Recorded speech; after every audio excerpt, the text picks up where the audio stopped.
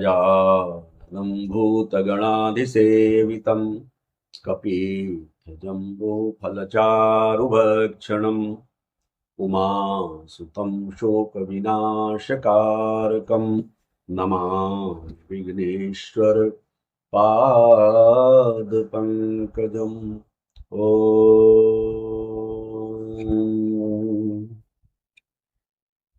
हमारे समाज की परिकल्पना में पति और पत्नी को सृष्टि का संवाहक माना गया है और इसीलिए कहा गया है कि धर्म के अनुसार एक दूसरे का पाणी ग्रहण करें, धर्म के अनुसार अपने गृहस्थ धर्म का अनुपालन करें। गृहस्थ धर्म को वास्तव में धर्म का कैरियर ही माना गया है कि अगर धर्म कहीं पर पुष्ट होगा या धर्म का वास्तव में व्यवहार में देखना होगा तो लोगों को गृहस्थ धर्म में आना पड़ेगा। पर गृहस्थ धर्म की जो गाड़ी है उसके दो पहिए हैं, एक पति एक पत्नी। और हमारे पास दो उदाहरण मिलते हैं, एक माता सती का उदाहरण मिलता है और एक माता सीता का उदाहरण। पिछले दिन हमने चर्चा की थी कि माता सती ने किस तरह से अपने पति की बात पर संदेह किया और बाद में ऐसी स्थिति बनी कि उनको आत्मदाह तक करना पड़ा। और दूसरी कहानी माता सीता की है। माता सीता का चरित्र उस समय सामने आता है जब वो भगवान राम को वनवास मिल जाता। सब लोग समझाते हैं कि आप घर में रहिए, आप बहुत कोमल हैं, बाहर मार्ग में कंकड़ लगेंगे, कांटे लगेंगे, सोने को बिस्तर नहीं होगा, हिंसक पशु होंगे, आपको तकलीफ पहुंचा सकते हैं। वहां पर न सिर्फ हिंसक पशु लेकिन राक्षस और दैत्य भी होंगे जो आपको देखकर कोई भद्दा आचरण कर सकते हैं या सोच सकते हैं। माता को बहुत डराने की कोशिश की, माता जी को बहुत समझाने की भी कोशिश की गई। यहां तक कि किसी ने कहा कि आप सास ससुर की सेवा करना, यहिते अधिक धर्म नहीं दूजा, सादर सास ससुर पद पूजा। राम जी ने ही कहा उनको कि आप सास ससुर की सेवा करो, यहीं रुको, वहां जाना ठीक नहीं है। लेकिन माता सीता ने कहा कि मैं बुद्धि समुझे देखी मन माही, प्रिय वियोग सम दुख जग नाही। सब कुछ है, सास ससुर हो, राज्य हो, देवर जेठ हो, समाज हो, जो कुछ है वो उसके सबके मूल में पति है। और ये सब जो मिलता है वो पति है इसलिए मिलता है, पति नहीं हो तो ये नहीं मिलेगा। मातु पिता भगिनी प्रिय भाई, प्रिय परिवार सुहृद समुदाय, सासु ससुर गुरु सजन सहाई, सुत सुंदर सुशील सुखदाई। जहां लगी नाथ नेह अरुणाते, पिय बिनुत यही तरन्यु ते ताते। तनु धनु धाम धरनी पुर राजू, पति विहीन सब शोक समाजू। सारा बता दिया माता जी ने कि देखो, माता पिता भगिनी प्रिय भाई, प्रिय परिवार सुहृद समुदाय, और सास ससुर गुरु सजन सहाई, सुत सुंदर सुशील सुखदाई। ये जो नेह के नाते हैं ये पिया के बिना ये जैसे एक नदी में गर्मी शीतलता की जगह पैदा हो जाए, कि जैसे पानी ठंडे की जगह शीतल की जगह गर्म असर करे, ऐसे हो जाता। तो ये जो कोई हमारा कर्तव्य है, ये हमारा मूलतः पति से शुरू होता है, और इसलिए हमें पति के साथ ही चलना है। प्रश्न ये उठता है कि माता सती ने भी पति की बात नहीं मानी, माता सीता ने भी पति की बात नहीं मानी। दोनों ने अपनी पति की बात का उल्लंघन किया, लेकिन माता सती को कष्ट क्यों उठाना पड़ा, और माता सीता को लोग अच्छा क्यों कहते हैं? क्योंकि यहां पर एक बहुत ज्यादा जो मूल बात है वो छिपी हुई है इसमें, कि माता सीता ने जो आग्रह किया है भगवान से, वो उनके साथ जाने को किया है, और माता सती ने जो आग्रह किया है, उस आग्रह में उनको छोड़ के जाने का है, कि अगर आप मेरे मायके नहीं जा रहे हैं तो मैं चली जाती हूं, मुझे आज्ञा दीजिए। तो दोनों जगह पर, कि एक तरफ तो पहले वो संदेह कर चुकी है राम जी वाली बात पर, तो यहां कोई संदेह नहीं है, यहां उनका सानिध्य मांगा गया, भगवान का सानिध्य लड़के भी लो, कोई तकलीफ भी हो, बुखार भी है, तब भी मंदिर में मत्था टेकने के लिए जाओ। माता सीता तो भगवान का सानिध्य मांग रही है, तो वहां संदेह वाली बात नहीं है, वहां अवज्ञा का जो प्रश्न है वो नहीं उठता।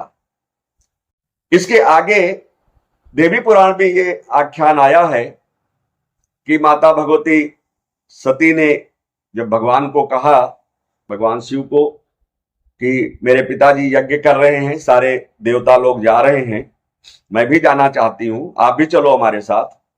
उन्होंने कहा, देखो तुम्हारे पिताजी मेरा आदर नहीं करते और मेरे से द्वेष मानते हैं, इसलिए मैं वहां नहीं जाना चाहता। और फिर उन्होंने हमें आमंत्रण भी नहीं दिया है, तो बिना न्योते कहीं नहीं जाना चाहिए। तो वहां पर माता ने आर्ग्यूमेंट किया है, और माता जी ने आर्ग्यूमेंट यह किया कि गुरु के यहां, अपने माता पिता के यहां अगर बिना बुलाए भी जाने में कोई दोष नहीं, तो वो माता पिता हैं, अगर उन्होंने नहीं भी बुलाया है तो भी हमें उनके यहां जाना चाहिए। भगवान शिव ने कहा कि ठीक है, आप अगर जाना चाहती हैं तो मैं आपको नहीं रोकूंगा, आप चली जाओ, पर मैं नहीं जाऊंगा। तो उन्होंने कहा कि लेकिन मैं ये मानता हूं कि आपको भी नहीं जाना चाहिए, क्योंकि मुझे ऐसा लग रहा है कि आपको अगर उनको बुलाना होता तो बाकी की बहनों को बुलाया है आपकी उन्होंने, तो आपको भी बुला सकते थे। चलो मुझे नहीं बुलाया था, कोई बात नहीं, अगर आपको वो बुलाते तो मैं स्वेच्छा से कहता कि आप जाओ, आपके पिता का है। लेकिन आपके पिता ने आपको भी नहीं बुलाया, जबकि उन्होंने दूसरी बहनों को आपके बुलाया है। तो उन्होंने कहा नहीं, मैं तो जाऊंगी। भगवान शिव ने कहा कि देखो, आप मेरी बात नहीं मान रहे हो और आपको ये हठ शोभा नहीं देता। तो श्रीमद् देवी भागवत में आया है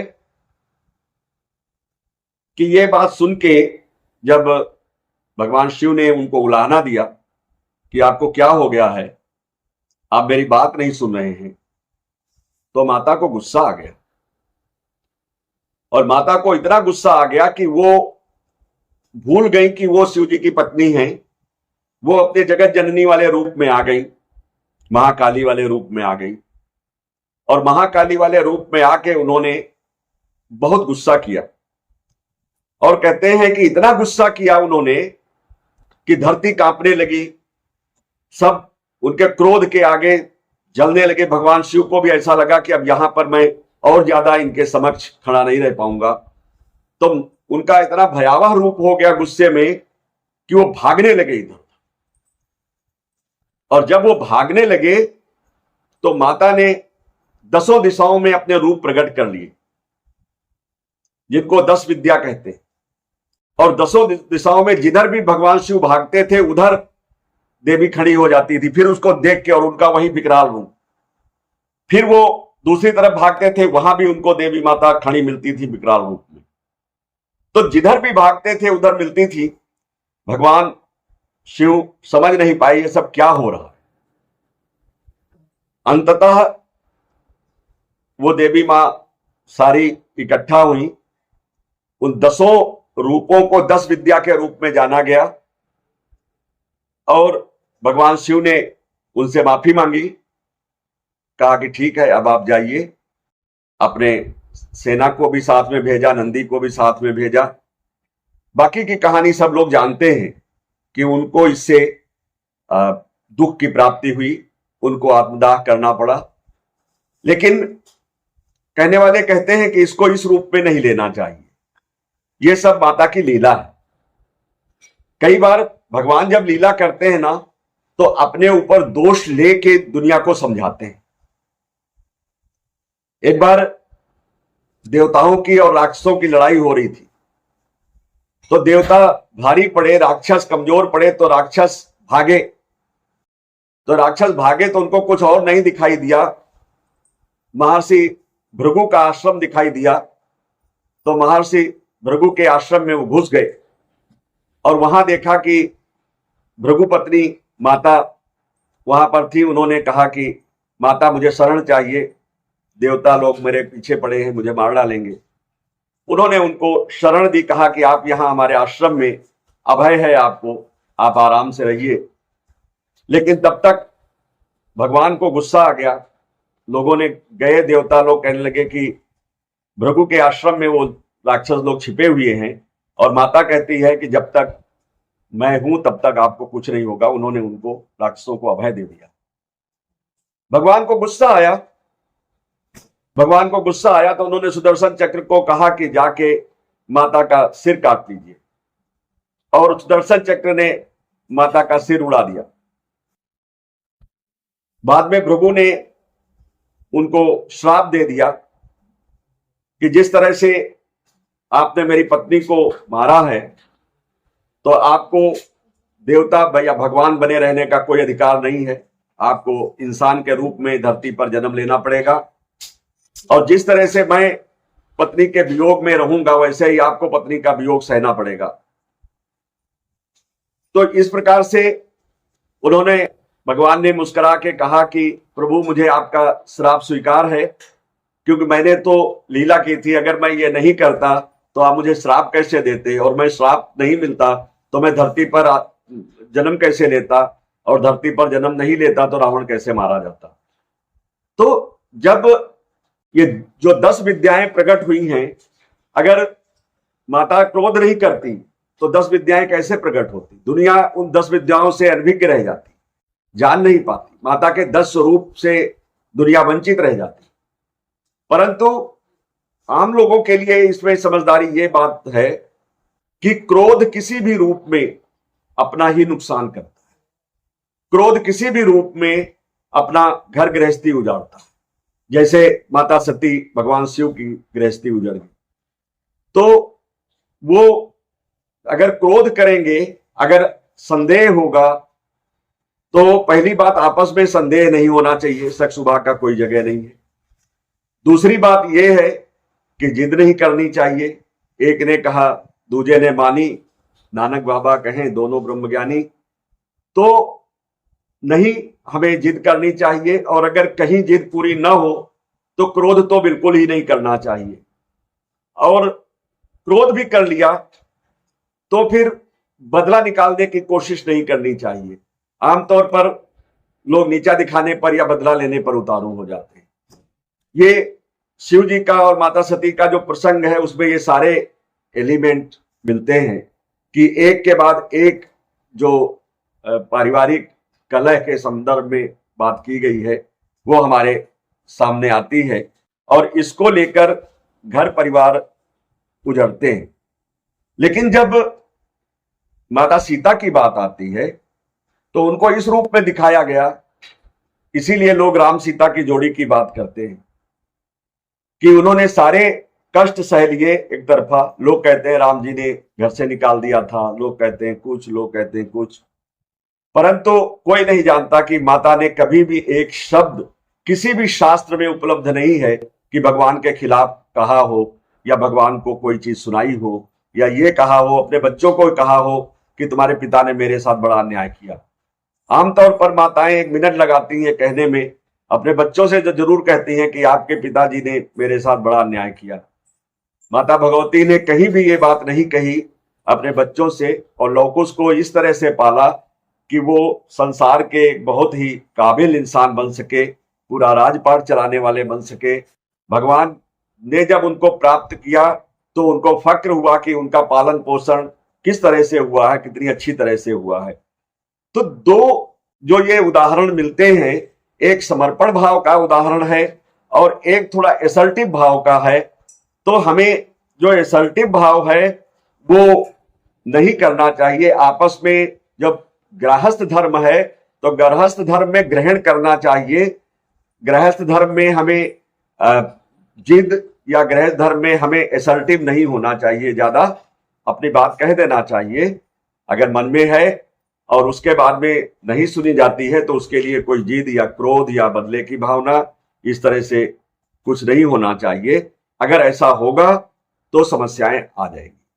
तो दोनों आख्यानों से समाज में हमें जागरूकता फैलानी चाहिए, और दोनों आख्यानों से हमारे दिमाग में एक तो माता सती का प्रकरण है जिससे तमाम मारकाट हो गई, खून खराबा हो गया, यज्ञ विध्वंस हो गया, उसके अपने फलित हैं। और एक माता सीता का उदाहरण है तो जिसकी वजह से यद्यपि वो अधिकांश समय तक अलग अलग रहे, जैसे कि उनको भगवान को बहुत सारे श्राप मिले थे कि आप वियोग में रहेंगे, तो वियोग के श्राप से वशीभूत होते हुए उनको तमाम कष्ट सहा उन लोगों ने, लेकिन एक दूसरे के लिए कभी विश्वमन नहीं किया। किसी शास्त्र में, किसी रामायण में, किसी पुस्तक में ये नहीं मिलता कि उन्होंने एक दूसरे के लिए कोई बात ऐसी की हो। उन्होंने जो कुछ किया वो लोक रंजन के लिए किया, लोक कल्याण के लिए किया। और इस प्रकार से अगर हम अपने गृहस्थ धर्म को एक दूसरे के प्रति समर्पित भाव से, अच्छी नीयत से, अच्छी भावना से चलाएंगे तो हमारा परिवार सुखी रहेगा, हमारे बच्चे लायक बनेंगे, समाज में हमारा नाम होगा, और अन्यथा समस्या हो जाएगी। बोलो सियावर रामचंद्र की।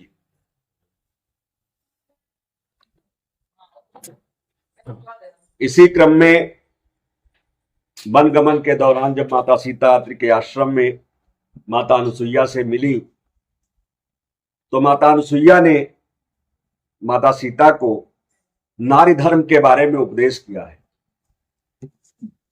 कहा ऋषि बधू सरस मृदुबानी, नारी धर्म कछु ब्याज बखानी। तो आगे नारी धर्म क्या बताया माता अनुसुईया ने माता सीता को, ये सुनने योग्य है कि मातु पिता भ्राता हितकारी, मित प्रद सब सुनु राजकुमारी। अमित दानी भरता वैदेही, अधम सुनारी जो सेवन तेहि। धीरज धर्म मित्र अरु नारी, आपद काल परखियहि चारी।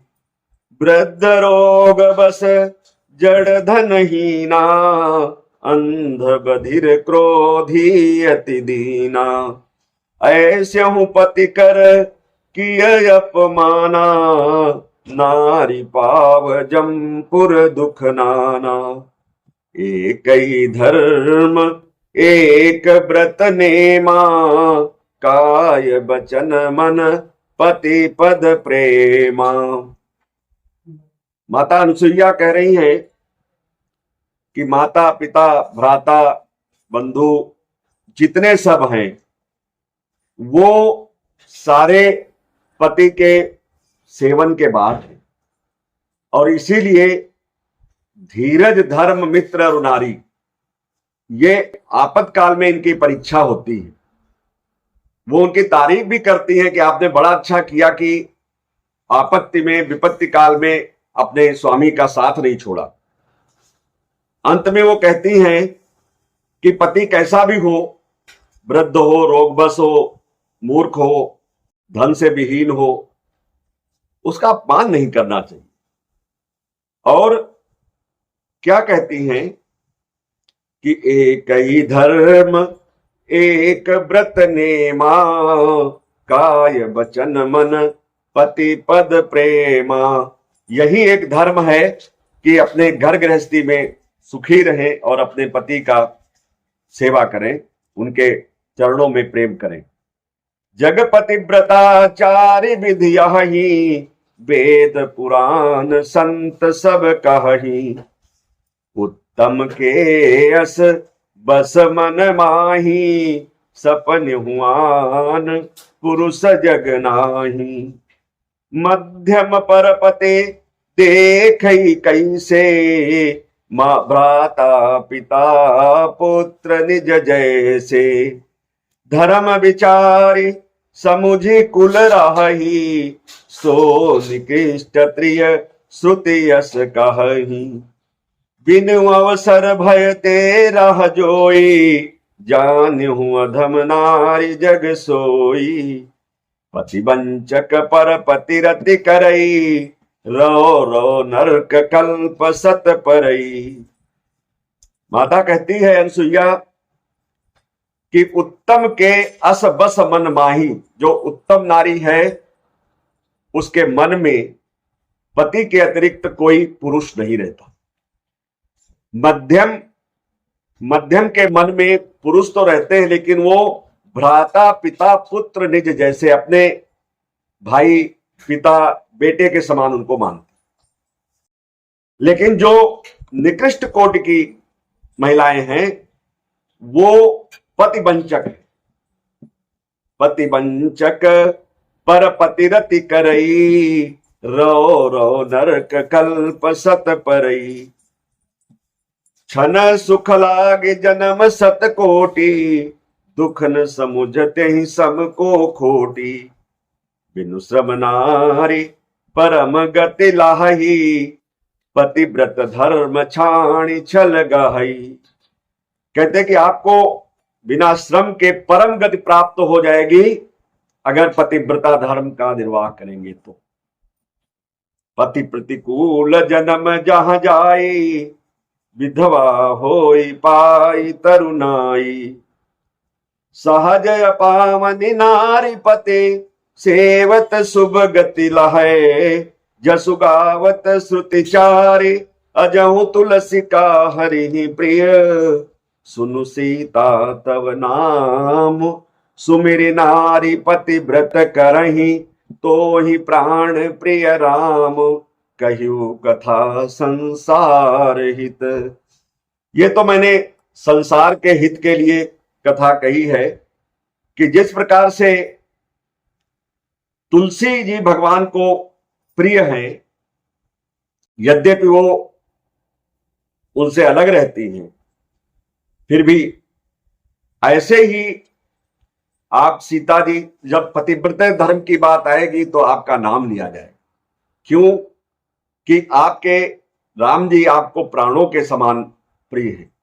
और ये दुनिया को पता है, पर मैं क्यों कह रही हूं?